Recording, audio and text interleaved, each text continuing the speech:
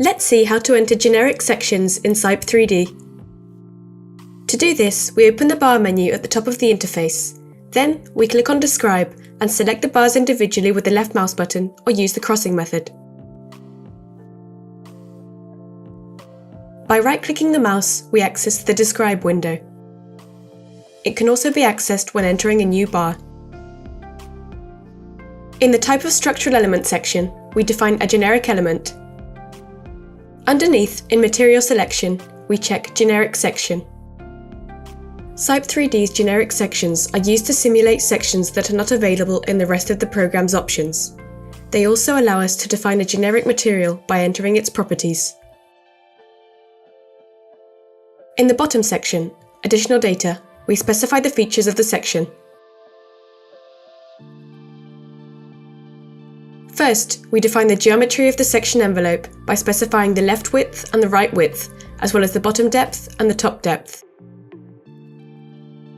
These quantities refer to the local coordinate center as shown in the diagram at the bottom.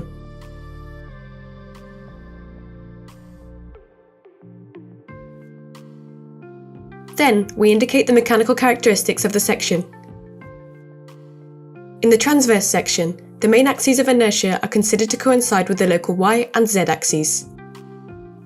Here, we define the total area of the section, the shear area, and the bending inertia in both directions, as well as the torsional inertia.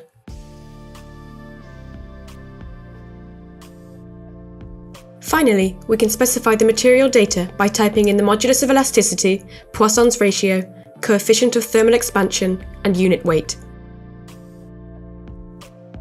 When we click Accept, the program applies the defined section to the selected group of bars.